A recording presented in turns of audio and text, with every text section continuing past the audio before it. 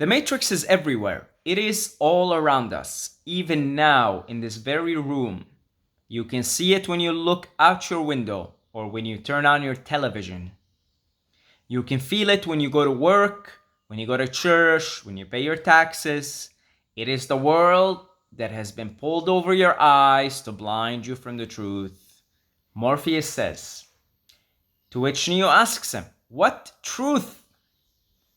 To which Morpheus replies, that you are a slave, Neo.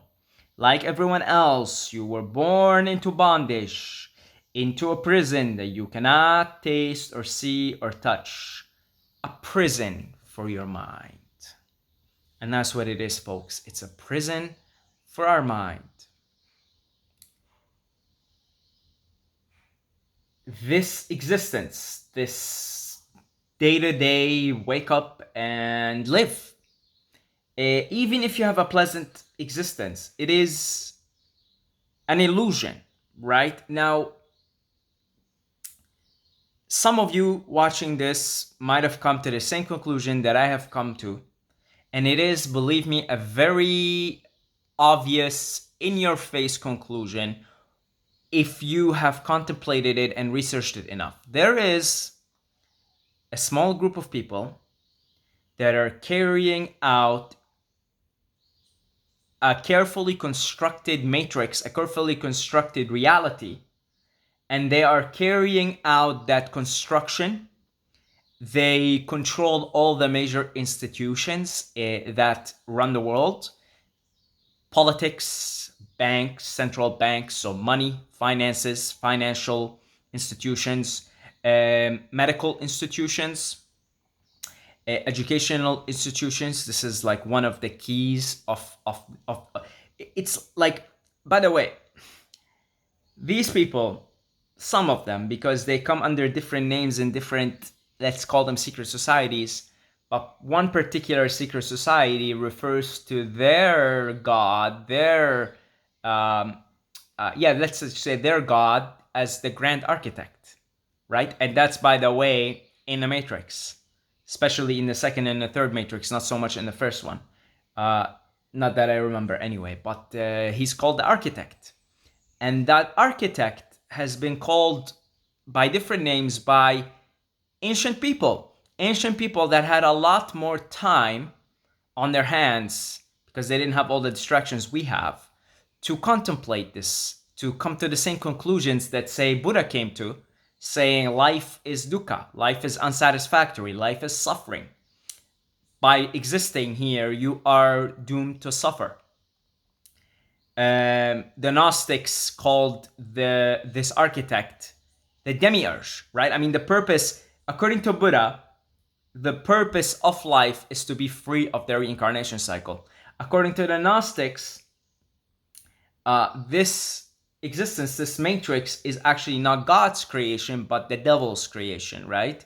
And while I have my disagreements with that line of thought, but however, that being said, I mean, Plato called it, sorry, I'm all over the place here. I haven't made videos in a while, but Plato called it the cave, right? The cave. And the guy that breaks out of the cave is looked at as a heretic and attacked by the people that are in prison.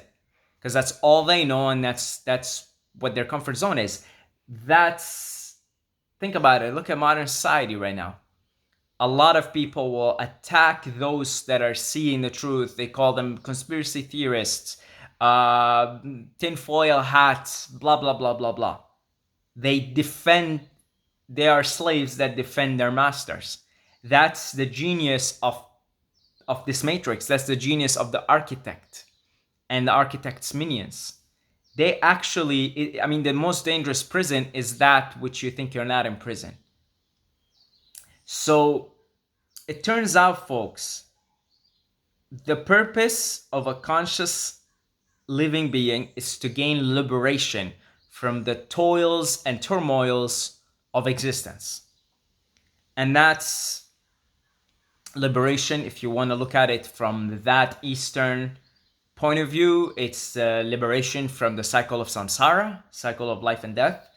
If you want to if you want to look at it from the lens of like the movie The Matrix, for example. I mean, folks, for those of you who've went down that rabbit hole, you know that this group of people, for some certain cosmic purpose, they drip the truths in the movies, in the media, in the music. Watch The Truman Show. It's the same thing. It's another basically documentary for real life. The guy thinks he's living in real life, but everyone around him is an NPC. And once he wakes up, he tries to gain his freedom. He tries to leave.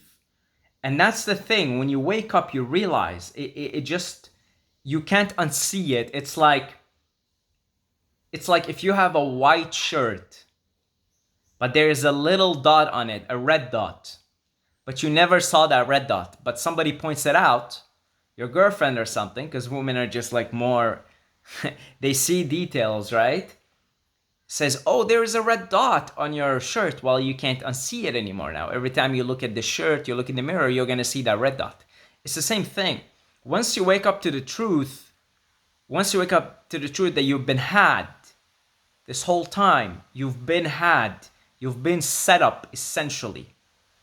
And this is something I want to explore more on this channel. I know I've talked about these concepts before, but I want to explore more the concept of what is now being called the soul trap. I prefer the term the soul trick, because you've never been forced to actually come here.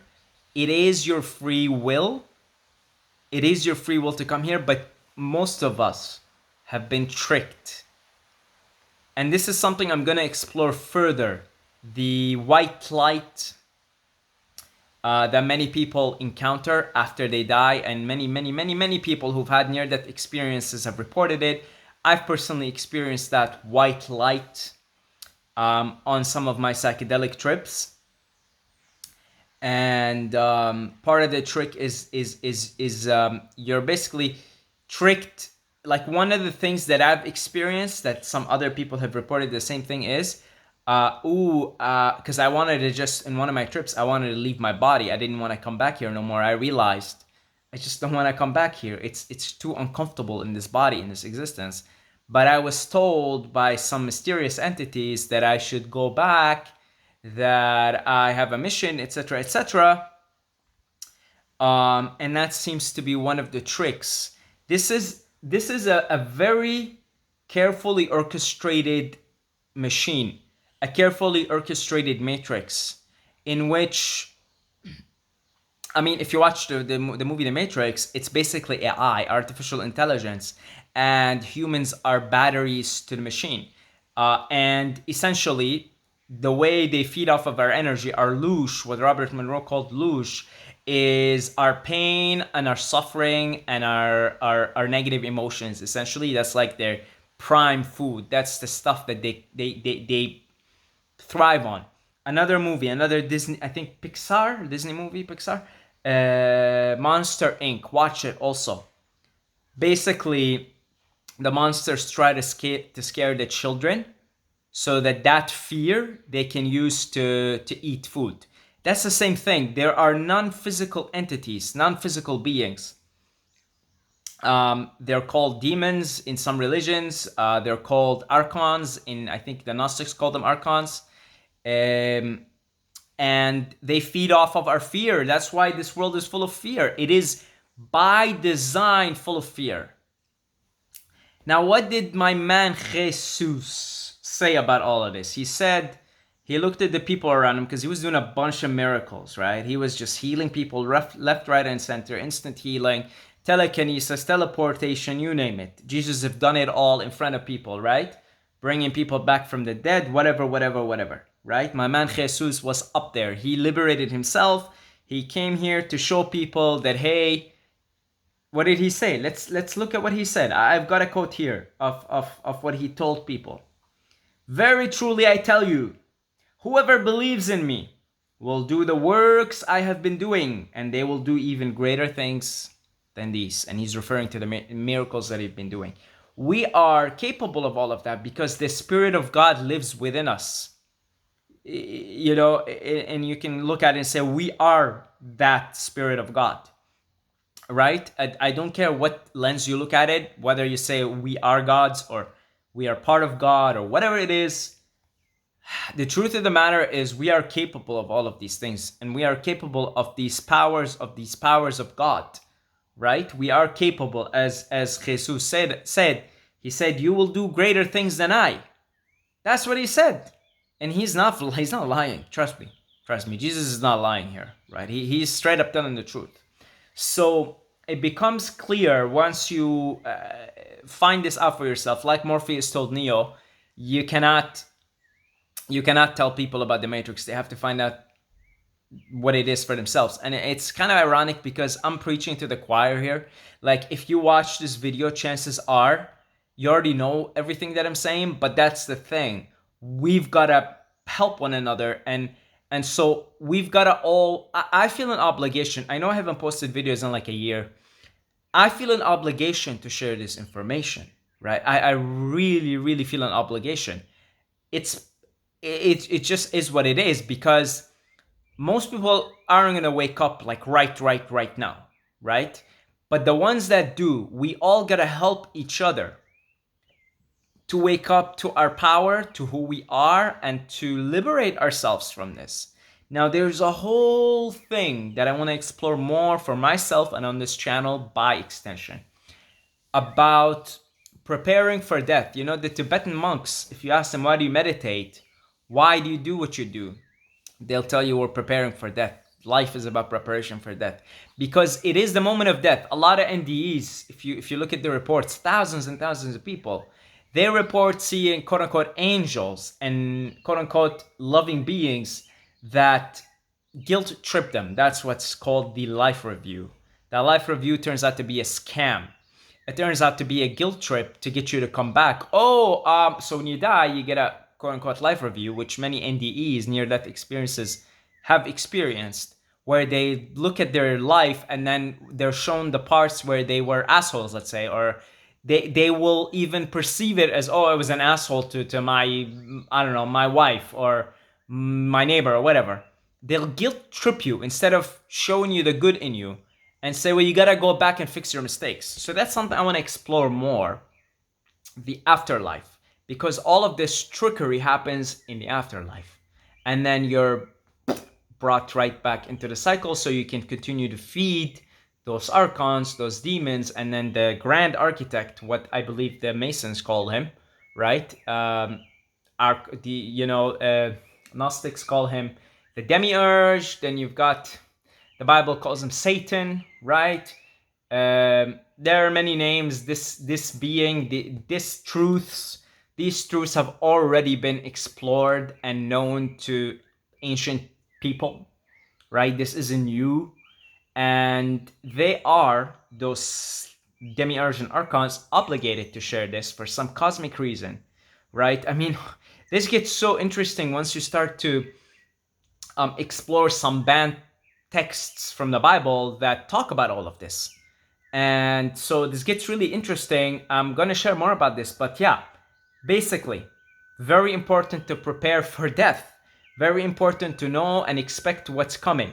And very important to create your own existence after death instead of being tricked back here. Anyways, I want to explore this more. So we'll do that in future videos, because I myself, the way I make my videos here is I explore topics and I share them as I'm exploring them, right? But it turns out, folks, the purpose of life, if you're an awakened being, is to liberate yourself and then help others. You can't see, once you begin the process of liberating yourself, you can't help but want to help others on the same path. And like Morpheus tells Neo, don't even bother with those that haven't woken up, because they're gonna just call you a heretic, a lunatic. They're gonna pull you right back in. They're gonna tell the controllers, hey, this guy is a heretic, he's a conspiracy theorist. That's what the modern term is. That's what they did to Socrates, by the way. Socrates was going around telling people, hey, wake up, wake up. And then they killed him. You know, the people basically just went and snitched on him and said, this guy's a maniac. You know, he's a heretic. And then they killed him. They literally poisoned him in prison. because of his free thought, because he was awakening to the reality of things, that this is all a prison.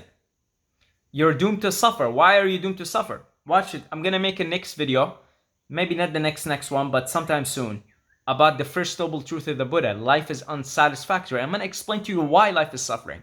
Oh, but I have money, I have a comfortable life, I have this, I have that, I have a beautiful wife, I have nice children, I have a nice car, I'm comfortable, I inherited a big thing from my grandfather or my dad, so I don't even have to work anymore. Trust me, you're doomed to suffer. By virtue of being born here, you're doomed to suffer. And the way you liberate yourself, well, that's for another video. But understand, that's the purpose of existence. And we have all these distractions around us to keep us away from liberating ourselves, gaining back our power, which is in our mind, because you liberate that, and then the world is yours, because then you can have the power of God, because you are that. That's what's funny.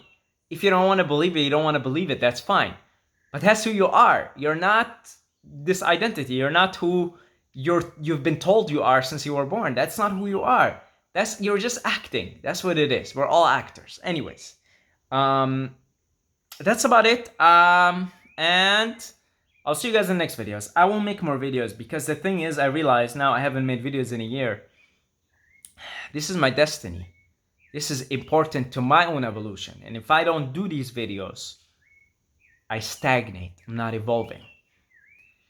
I'll see you guys in the next video.